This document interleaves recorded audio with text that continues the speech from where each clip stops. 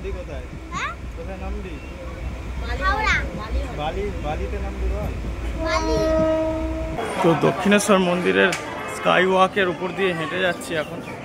হে বন্ধুরা নমস্কার, তো ফিরে এলাম পরবর্তী ব্লগে। তো আজকে আমরা আরামবাগ স্টেশন থেকে সোজা চলে যাব বালি, আর বালি থেকে সোজা ওখান থেকে বাস বা ক্যাব নিয়ে ওখান থেকে চলে যাব দক্ষিণেশ্বর। তো সেই নিয়ে আজকের এই ব্লগ। তো এই মুহূর্তে আমি আছি আরামবাগ স্টেশনে এবং এখান থেকে আমরা চলে যাব দক্ষিণেশ্বর। তো আমাদের দক্ষিণেশ্বরে একটা আস্তানা হলো, কারণ বাবার একটি নতুন ফ্ল্যাট হয়েছে দক্ষিণেশ্বরে। সেই ফ্ল্যাটের গৃহপ্রবেশের জন্য আমরা যাচ্ছিলাম, আর সেই গৃহপ্রবেশের ভিডিও আমি অলরেডি ফেসবুকে দিয়েছি এবং এখানে হয়তো দেওয়া হয়নি কারণ ওটা অনেক লং ভিডিও ছিল। তো যারা যারা গৃহপ্রবেশের ভিডিও দেখতে চান ফেসবুক থেকে দেখে নিতে পারেন যারা ইন্টারেস্টেড আছেন।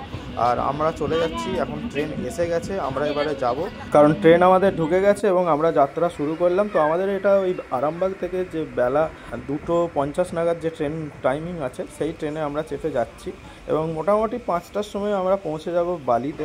দিয়ে ওখান থেকে কোনো একটা ক্যাব বুক করে নিয়ে আমরা চলে যাব দক্ষিণেশ্বরে, আমাদের যে নতুন ফ্ল্যাট হয়েছে, যে ফ্ল্যাটের গৃহপ্রবেশ হবে, তো সেই জায়গায় আমরা যাচ্ছি। আর এই ব্লগটাতে আমি কভার করব দক্ষিণেশ্বরের মন্দিরটা, কেননা আমাদের মেজো মাসি এসেছিলো এবং মাসিমণিও আমাদের সাথে ওই গৃহপ্রবেশের জন্য যাচ্ছিল। মাসিমণি বললো বহুদিন দক্ষিণেশ্বরের মন্দিরটা দেখেনি, অনেক বছর আগে দেখা, তো যে কারণে মাসিমণি বললো যে আর একবার দেখবে। আর আমি তো অলরেডি দক্ষিণেশ্বর মন্দিরের একটি ব্লগ দিয়েছি, দক্ষিণেশ্বর মন্দিরের ইতিহাস ইতিকথা নিয়ে একটা ব্লগ দেওয়া আছে। তবু আজকে আমরা ওখানে যে স্কাই ওয়াক আছে সেই স্কাই ওয়াকে করে গিয়ে দক্ষিণেশ্বর মন্দিরে যাব আর আপনাদেরকে সেই মন্দিরে দেখাবো। তো আমরা ছাড়লাম আরামবাগ, এখন আরামবাগের রেলগেট রেল ক্রসিং পেরোচ্ছি।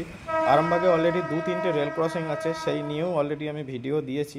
হেঁটে হেঁটে সেই রেল ক্রসিংগুলো যাওয়া সেই নিয়ে কিন্তু ভিডিও দেওয়া আছে, যারা দেখতে ইন্টারেস্টেড দেখে নিতে পারেন। আমি এখানের কার্ডসে দিয়ে রাখলাম, অথবা এখানে যে লাস্টে এন্ড স্ক্রিন থাকে সেখানে দিয়ে দেবো, তো আপনার চাইবো মনে করলে সেটা দেখে নিতে পারেন। আর আমাদের এরপরে বন্দে ভারতে যাওয়ার একটা ট্রিপ ছিল পুরীতে, দক্ষিণেশ্বর থেকে আমরা যাব বন্দে ভারতে। তো সেই ব্লগটাও চলে আসবে খুব তাড়াতাড়ি এই ব্লগটার পরেই।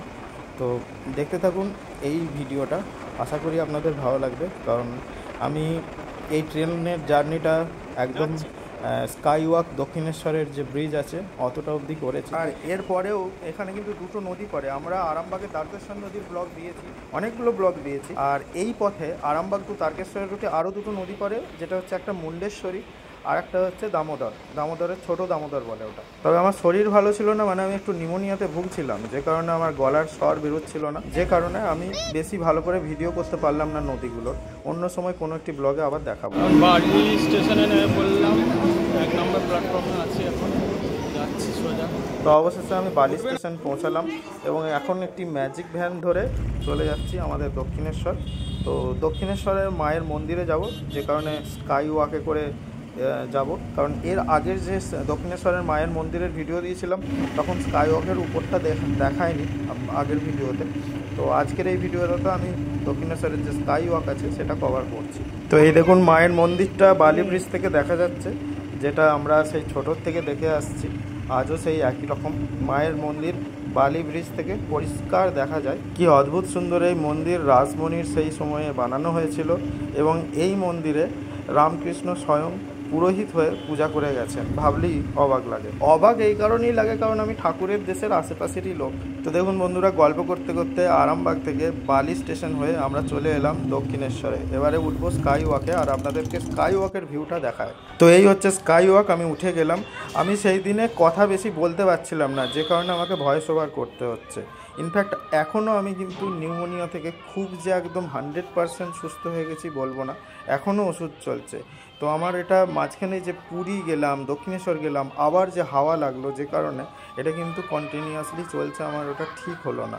মানে আমিও সেটাই ভাবছি যে এত কেন ডিলে হচ্ছে আমার এই নিউমোনিয়াটা ঠিক হতে। যাই হোক, এখনও ওষুধ চলছে আমার। আর এই স্কাই ওয়াকটায় প্রথমবারের জন্য এলাম, তো খুব সুন্দর লাগছিল। স্কাই ওয়াকটার কি আছে বলুন তো, বাঁ পাশে ডান পাশে মাঝখানে একটি পার্টিশন করা আছে, আর সেই বাঁ পাশে ডান পাশে দোকান রয়েছে। দেখুন আমি বাঁ পাশটাও ঘুরিয়ে দেখালাম দোকান, এখন ডান পাশে চলে এলাম, ডান পাশেও দেখুন দোকান।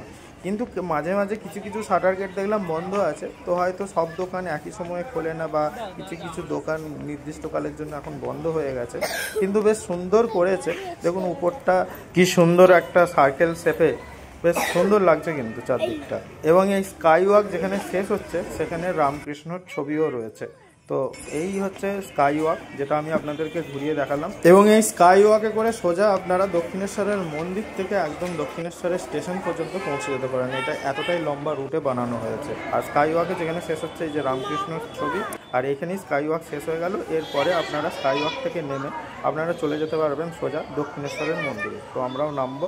এই যে এখানে সমস্ত ডিরেকশন পর্যন্ত দিয়ে দেওয়া আছে, কোথায় কোনটা যাবেন আপনারা দেখতে পাচ্ছেন। তো দক্ষিণেশ্বর টেম্পল দেখাচ্ছে অ্যারোতে সোজা। তো আমরা এই যে এসকেলেটর করে নেমে চলে এলাম, দক্ষিণেশ্বরের মন্দিরে ঢুকে গেলাম। আগেরবার যখন এসেছিলাম একটু বর্ষার সময়, সেদিনে বৃষ্টি হচ্ছিল। আর আজকে একটু সন্ধ্যার সময় এলাম। আজকে মেনলি ওই মাসির জন্যই আসা, কারণ মাসির বহুদিন হলো বলছিল যে দেখেনি, তো তার কথা রাখতেই এলাম।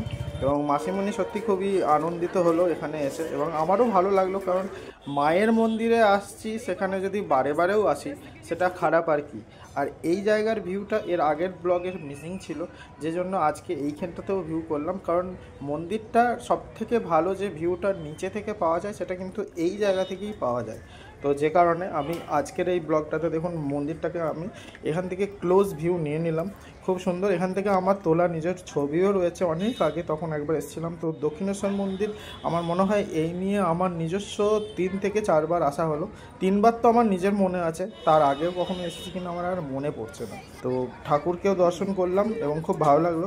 তো বন্ধুরা আজকের ব্লগটা এইটুকুই, কেননা আমি আর বেশি ভিডিও করিনি আজকের জন্য। তো দেখা হচ্ছে পরবর্তী ব্লগে বন্দে ভারতের ট্রেন ব্লগ নিয়ে। তো আশা করি এই ভিডিওটা আপনাদের ভালো লেগেছে। যদি ভালো লেগে থাকে অবশ্যই একটি লাইক, কমেন্ট এবং ভিডিওটাকে শেয়ার করতে ভুলবেন না। এবং আমি এই মন্দির কিভাবে আসবেন সেই তথ্য আগের ব্লগেও দিয়ে রেখেছিলাম, আগের দক্ষিণেশ্বর ব্লগে, পারলে একবার দেখে নেবেন। নমস্কার, সবাই ভালো থাকবেন। আমি এখানেই মোবাইল রেখে দিয়ে চলে গেলাম মায়ের মন্দিরের ভেতরে ঢুকে গেলাম।